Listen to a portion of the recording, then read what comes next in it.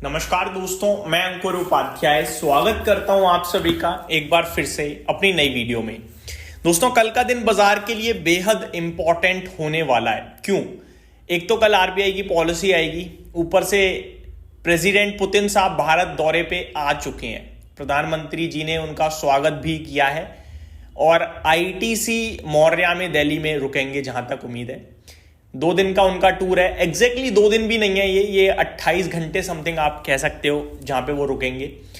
तो डिफेंस क्षेत्र से रिलेटेड या भारत रशिया से रिलेटेड कुछ भी पॉजिटिव कभी भी आ सकता है और ये हमारी एक फ्रेंडशिप और मजबूत हो रही है रशिया के साथ, ये दर्शाता है।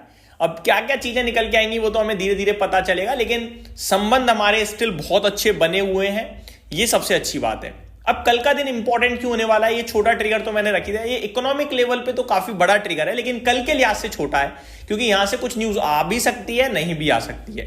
आएगी तो पॉसिबिलिटीज है, डिफेंस क्षेत्र के लिए ज्यादातर उम्मीदें हैं कि वहां से आ सकती है। अब मैं आता हूं दोस्तों कल के सबसे बड़े इवेंट पे। कल है आरबीआई पॉलिसी का आउटकम। 3 दिन की पॉलिसी होती है, आज दूसरा दिन है, कल आउटकम आ जाएगा।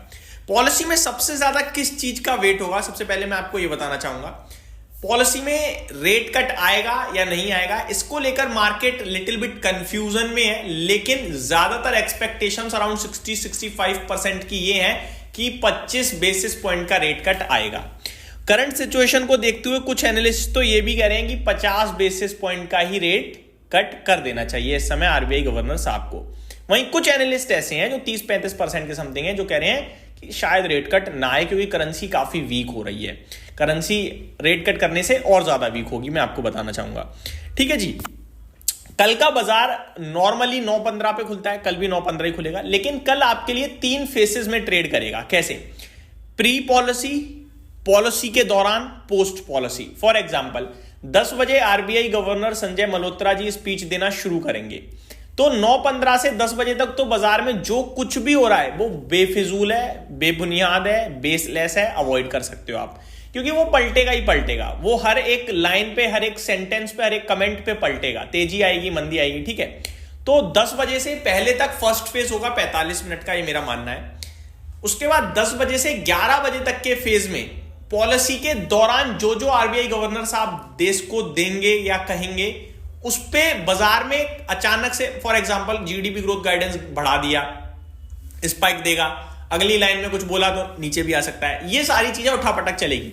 तो वो 10 से 11 के बीच का सेशन बहुत वॉलेटाइल होगा। ठीक है, लेकिन 11 बजे से लेकर 3:30 बजे के बीच में आपको क्लियरिटी मिलना शुरू होगी कि ये पॉलिसी बाजार को कैसी लग रही है, और 2 बजे तक क्लियरिटी आ जानी चाहिए कि पॉलिसी कैसी लगी है, बाजार किधर जाने के मूड में दिख रहा है। तो ये 3 फेजेस में कल बाजार ट्रेड करेगा। मेरा मानना यह है कि रिटेल ट्रेडर, रिटेल इन्वेस्टर को 11:30 बजे के बाद ही बाजार को कल सीरियसली लेना चाहिए। सिंपल। अब मैं आप सभी के साथ बात करता हूं पॉलिसी की बात करूं उससे पहले भारतीय बाजार को, भारतीय इकोनॉमी को ग्लोबल रेटिंग कंपनी फिच ने अपग्रेड किया है।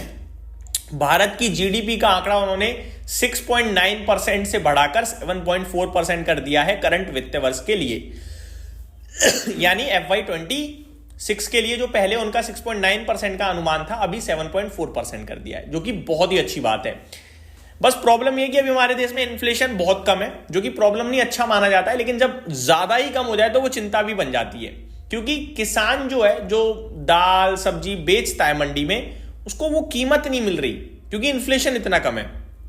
तो वो कीमत नहीं मिल पा रही है, तो कहीं ना कहीं थोड़ा सा गरीब, कहीं ना कहीं पैसे की कमी वहां पे पहुंचती है, जिसकी वजह से देश को एक धक्का सा लगता है। वो इन्फ्लेशन इसलिए होना भी जरूरी है, एक लिमिट 4%, 3.5% तक तो होना चाहिए, उसके नीचे दिक्कत है, और 5% के ऊपर भी दिक्कत है। तो 4% के आसपास इन्फ्लेशन रहे तो अच्छा रहता है। अब मैं आप सभी के साथ बात करता हूं दोस्तों कुछ स्टॉक्स के बारे में। पॉलिसी से रिलेटेड पूरे बैंकिंग फाइनेंशियल स्टॉक्स तो कल एक्शन में रहेंगे ही, चाहे वो सरकारी बैंक हो, चाहे वो प्राइवेट बैंक हो। प्लस करेंसी भी एक्शन में रहेगी। मुझे लगता है करेंसी को लेकर भी कल कुछ कमेंट आ सकते हैं, और जहां तक कमेंट्स की बात है, ज्यादातर पॉजिटिव कमेंट्स का अनुमान है। रीजन ऑलरेडी चीफ इकोनॉमिस्ट कह चुके हैं कि घटती रुपए की जो कीमत घट रही है उससे ज्यादा फर्क नहीं पड़ेगा, इनफैक्ट हमारे लिए पॉजिटिव है, क्योंकि हमें भी डॉलर में इनकम हो रही है इस समय ज्यादातर एक्सपोर्ट करके। अब मैं स्टॉक्स की बात करना चाहूंगा आप सभी के साथ। तो स्टॉक्स को लेकर सिर्फ इतना ही कहूंगा, काफी कुछ स्टॉक्स हैं जो प्रॉब्लम का विषय बनते हुए दिख रहे हैं आजकल। फॉर एग्जाम्पल एक तो इंडिगो है, जहां पे लगातार खबरें आती जा रही हैं नेगेटिव साइड पे, तो वो स्टॉक तो अलर्ट है ही है। दूसरा है एमसीएक्स। एमसीएक्स ने क्लैरिफाई किया है कि वीकली एक्सपायरी की जो न्यूज है वो बेसलेस है। कौन सी वीकली एक्सपायरी की? सेबी गोल्ड और सिल्वर के वीकली कॉन्ट्रैक्ट्स को लेकर और बंद करना चाहता है या इंटरेस्टेड नहीं है, इस तरीके की जो खबरें बाजार में रूमर्स चल रहे थे उसको क्लियर कराया एमसीएक्स ने कि ऐसी कोई खबर नहीं है, तो बढ़िया है, पॉजिटिव है।